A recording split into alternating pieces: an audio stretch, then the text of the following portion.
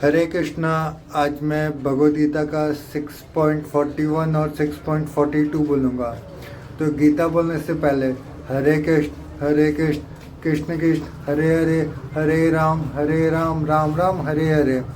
तो 6.41 में श्री कृष्ण बताएं कि जो व्यक्ति योग के मार्ग पर चलता है लेकिन किसी कारणवश पूरा उसका नहीं कार्य होता है वो, और उससे कभी हानि नहीं होती है और उसका किया हुआ पुण्य नष्ट नहीं होता है, ईश्वर उसको हर प्रयास को सहज कर रखते हैं। मतलब कि आपका अगर मान लो आप कुछ पुण्य का काम किए हो और वो आधा ही में अटक गया है, मतलब जैसे आपको 10 तक करना है तो आप 5 ही तक किए हो और 5 बाकी है आपका, तो भगवान उसको अगले जन्म में करते हैं। और इसी के रिलेटेड मैंने एक स्टोरी लिखा है, आप ये स्टोरी देखो, आपको समझ में आएगा कि क्या है क्या बात नहीं है। हरे कृष्णा। एक बार अर्जुन ने भगवान श्री कृष्ण से पूछा, हे केशव, जो व्यक्ति सदैव से योग करते आ रहा है या अभ्यास करते आ रहा है लेकिन अंततः शब्द प्राप्त नहीं कर पाता, उसका क्या होता है, उसका उतना पूजा क्या होता है? तो तब भगवान श्री कृष्ण ने मुस्कुराया, उत्तर दिया और समझाने के लिए एक कथा उनको सुनाई कि मान लो एक गांव में एक देवादंत नाम का एक युवक रहता था। वो बचपन से ही साधु संत के साथ रहता था, ध्यान करता था, सेवा करता था और ईश्वर का सिमरन करता था। परंतु कुछ समय बाद पारिवारिक जिम्मेदारियों के कारण उसका योग अभ्यास अधूरा रह गया। जीवन में उसका समस्या आने लगी। देवादंत को इस बात का चिंता थी कि उसका अधूरा साधन पाठ व्यर्थ तो नहीं चला गया। भगवान श्री कृष्ण कहते हैं कि ऐसा योग भ्रष्ट व्यक्ति ना तो नष्ट होता है, ना ही उसे दुखद गीत मिलती है। वो पुण्य कर्म का योगी के लायक में जाता है। वो वहाँ वो देव सुख भोगता है और फिर योगी की यात्रा के लिए तैयार होता है। देवादंत ने अपने योग और समय को फल रूप से अच्छा जन्म पाया, जहाँ उसने लंबे समय तक आनंद और शांति का अनुभव किया।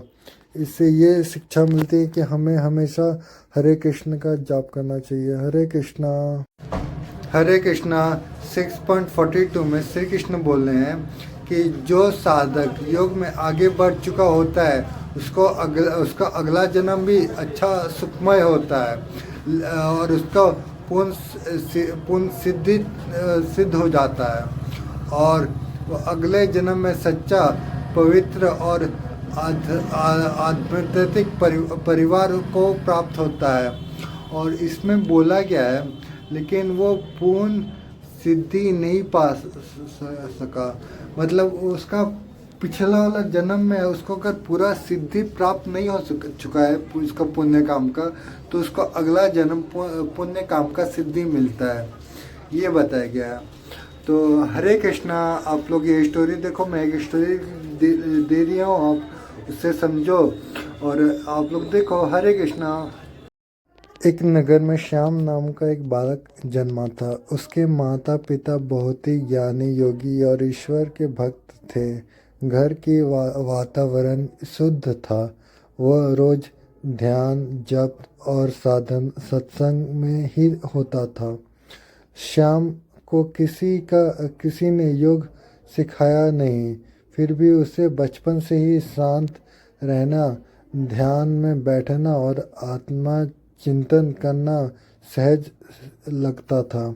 जब वह ध्यान करता तो उसका मन संसार की इच्छाओं से ऊपर उठ जाता था। वो यह सब इसलिए था क्योंकि वो पिछले जन्म का श्याम ने योग और अभ्यास किया था, पर वह साधना अधूरी रह गई थी।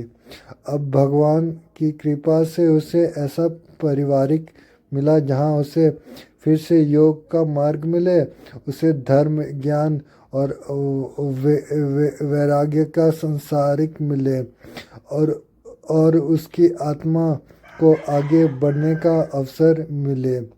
श्री कृष्ण कहते हैं कि ऐसा योग भ्रष्ट व्यक्ति शब्द और ज्ञानी योगियों के कुल में जन्म लेता है, और ऐसे जन्म इस संसार में अंततः दुर्लभ होते हैं। हरे कृष्णा। हम लोग को हमेशा जप करते रहना चाहिए। जप करने से हम लोग को ऐसे ही संसार का भूख मतलब अच्छा जीवन मिलेगा, और अच्छा जीवन इसमें नहीं मिलता है तो अगला बार आप जब जन्म लेते हो तो आपको अगला बार का जन्म भगवान के निर्णय से आपको अच्छा जन्म मिलेगा। हरे कृष्णा।